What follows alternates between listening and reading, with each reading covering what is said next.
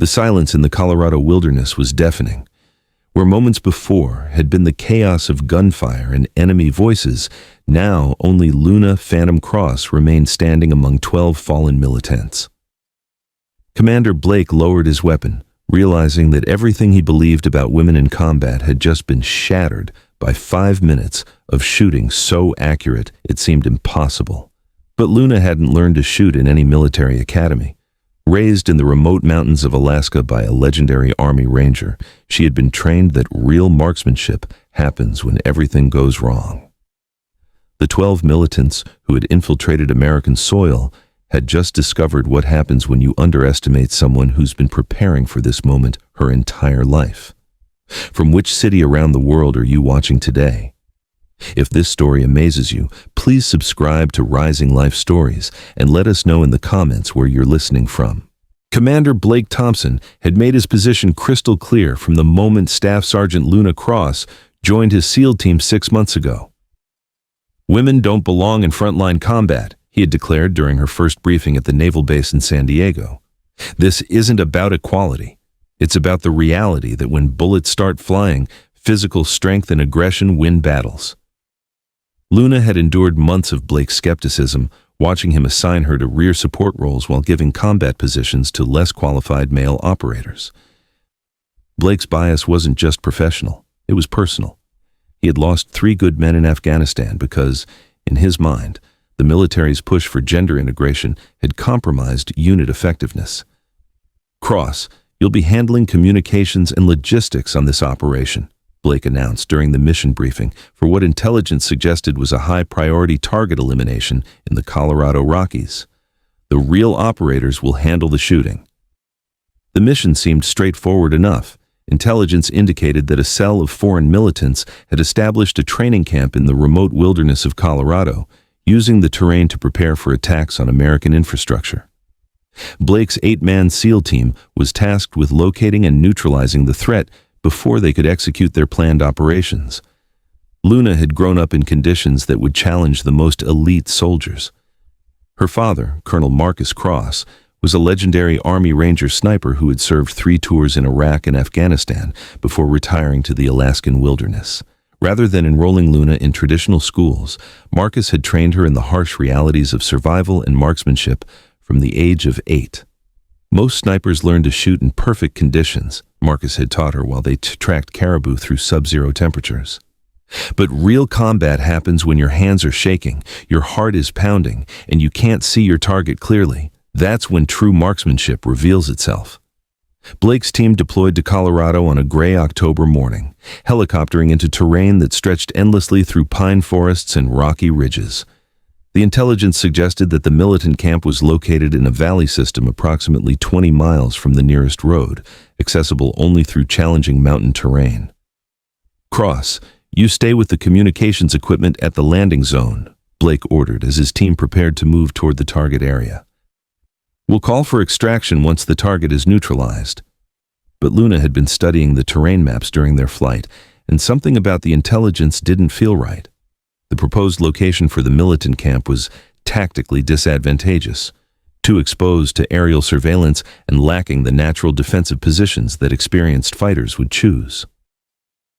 "Sir," Luna said, approaching Blake with her concerns, "I think we should consider that the intelligence might be dated or deliberately misleading. If I were establishing a training camp in this terrain, I would choose a location that provided better concealment and multiple escape routes." Blake's response was immediate and dismissive. "Cross, your job is communications, not tactical analysis. The intelligence is solid, and we're moving according to plan." As Blake's team moved through the Colorado wilderness toward their target, Luna remained at the designated position, monitoring communications, while her instincts continued to signal that something was wrong. The radio chatter she was intercepting suggested enemy activity in areas that didn't match their intelligence reports. 3 hours into the mission, Luna heard the first signs of trouble through her headset. Blake's voice, usually calm and controlled, carried an edge of concern as he reported their approach to the target area. "Base, this is Bravo Leader.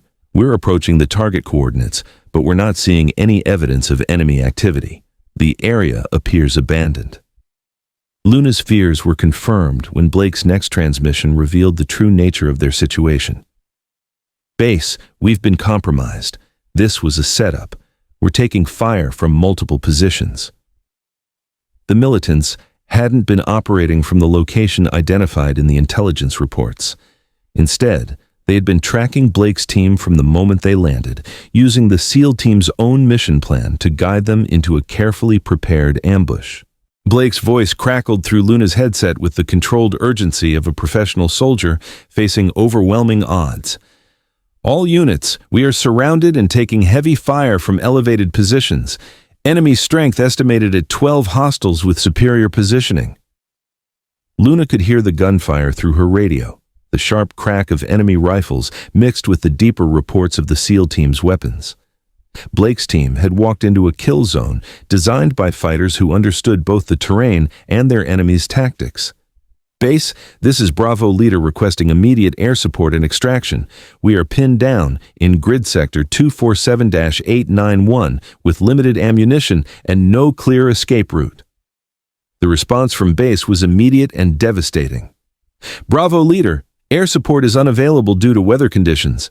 Nearest extraction is 4 hours out. You need to find a way to break contact independently." Luna made a decision that would define both her career and Blake's understanding of combat effectiveness. Rather than remaining in her assigned position, she gathered her sniper rifle and began moving through the terrain toward Blake's location, using skills her father had drilled into her through years of training in conditions that most soldiers never experienced. The Colorado wilderness presented challenges that reminded Luna of her childhood in Alaska. Dense forest cover, unpredictable wind patterns, and terrain that required both physical endurance and tactical awareness.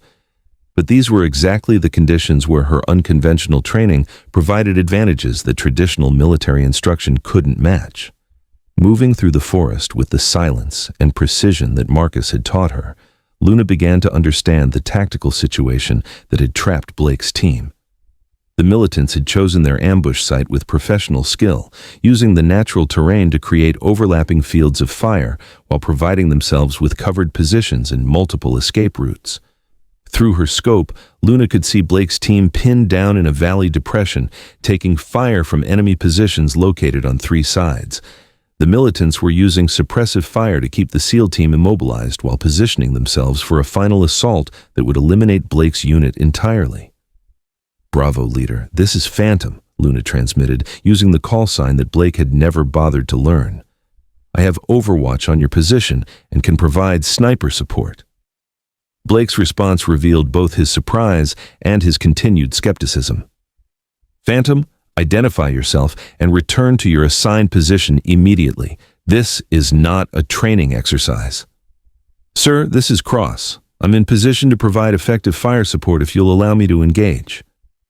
The pause in Blake's transmission suggested that he was weighing his options, his prejudice against Luna's capabilities versus his team's desperate need for any advantage in their current situation. "Cross, you are not authorized for combat operations.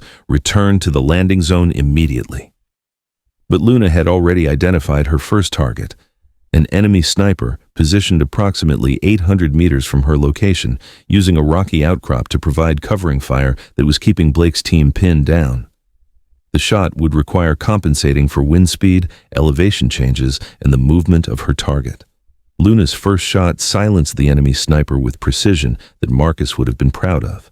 The militant simply disappeared from his position, eliminated by a bullet that had traveled nearly half a mile through challenging conditions to find its target with lethal accuracy. "What the hell was that?" Blake's voice carried confusion as he observed the sudden silence from one of the enemy positions that had been keeping his team suppressed.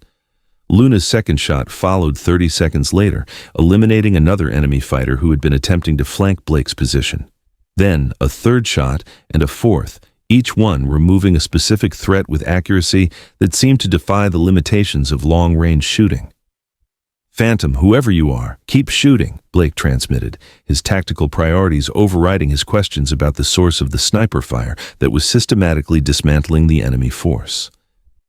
Luna continued her methodical elimination of the militant positions, using movement techniques that allowed her to engage targets from multiple angles while remaining undetected.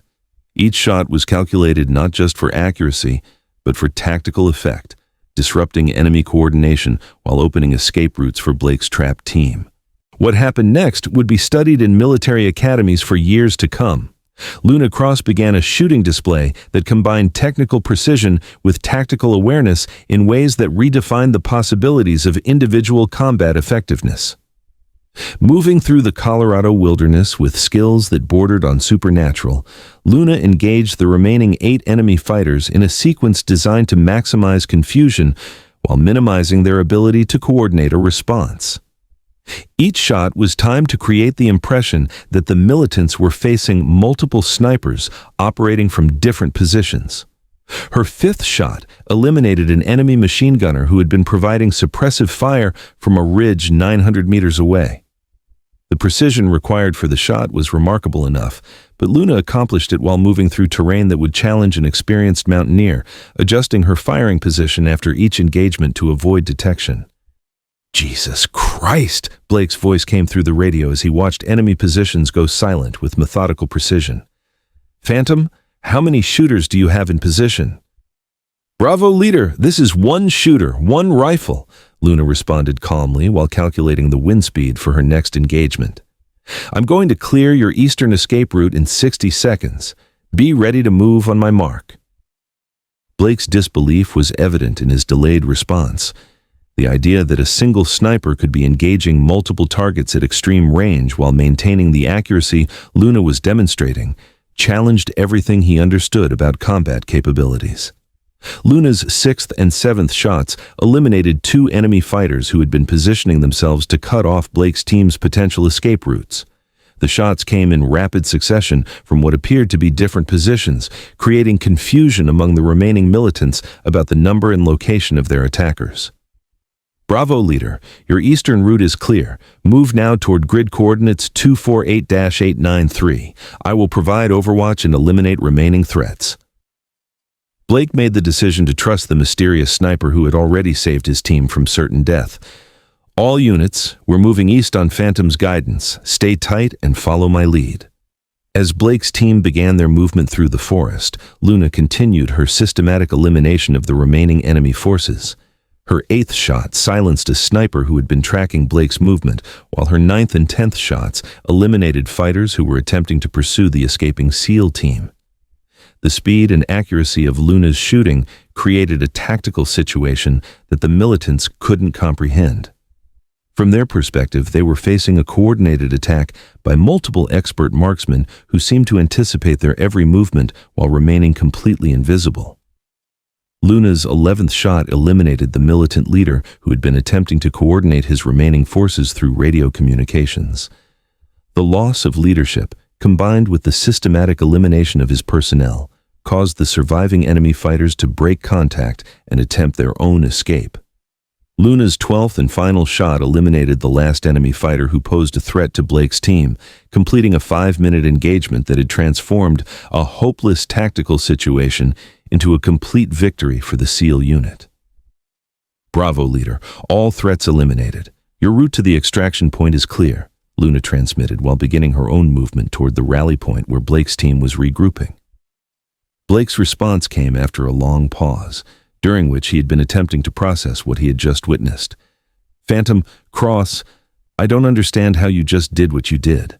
When Luna emerged from the forest at the rally point where Blake's team had gathered, the silence that greeted her was more profound than anything she had experienced in her military career. 8 elite SEAL operators stood staring at the woman they had watched systematically eliminate 12 enemy fighters with shooting that seemed to transcend the limitations of human capability. Blake approached Luna with an expression that combined disbelief, gratitude, and the dawning realization that everything he believed about combat effectiveness had been fundamentally wrong. "Cross," Blake said, his voice carrying a respect that had been absent from every previous interaction. "I owe you an apology that I'm not sure I can adequately express. You just saved 8 lives with shooting that I didn't think was possible." Luna's response reflected the professionalism that had carried her through months of skepticism and dismissal. "Sir, I was just doing my job. The job you wouldn't let me do until now." Blake's acknowledgement of his error went beyond personal apology to professional recognition. Cross, I want you to know that I will be recommending you for commendation and requesting that you be assigned as primary sniper for all future operations. The other members of Blake's team approached Luna with expressions of amazement and gratitude, understanding that they had witnessed something extraordinary. The precision and tactical awareness she had demonstrated represented capabilities that went beyond conventional military training. "Ma'am," said Petty Officer Rodriguez, the team's designated marksman, "I've been shooting competitively for 15 years, and I've never seen anything like what you just did. How did you learn to shoot like that?" Luna's explanation revealed the unconventional training that had prepared her for exactly this type of situation. "My father taught me that real marksmanship isn't about perfect conditions. It's about maintaining accuracy when everything is going wrong." The extraction helicopter that arrived 2 hours later carried a SEAL team that had been fundamentally changed by Luna's demonstration of capabilities that challenged every assumption about gender and combat effectiveness.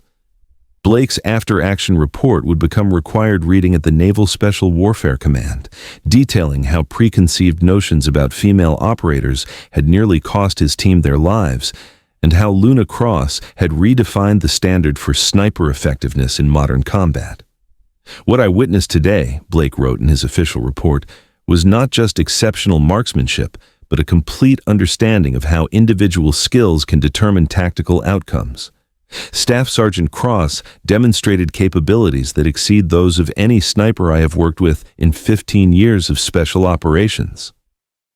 Luna's performance in Colorado led to her assignment as the primary sniper instructor at the Special Operations Training Center, where she developed training programs that incorporated the unconventional techniques her father had taught her in the Alaskan wilderness. The militants, who had planned to use the Colorado mountains as a training base for attacks on American infrastructure, had been eliminated by someone they never saw, defeated by skills they couldn't comprehend, and stopped by a woman whose capabilities had been systematically underestimated by the very forces she served. Blake's transformation from skeptic to advocate became legendary within the special operations community, demonstrating how prejudice could blind even experienced professionals to the capabilities of the people they served alongside. 6 months after the Colorado operation, Luna Phantom Cross was promoted to Chief Petty Officer and assigned as lead sniper instructor for all West Coast SEAL teams. Her training programs, based on the philosophy that real marksmanship happens when everything goes wrong, became the standard for preparing snipers for combat conditions.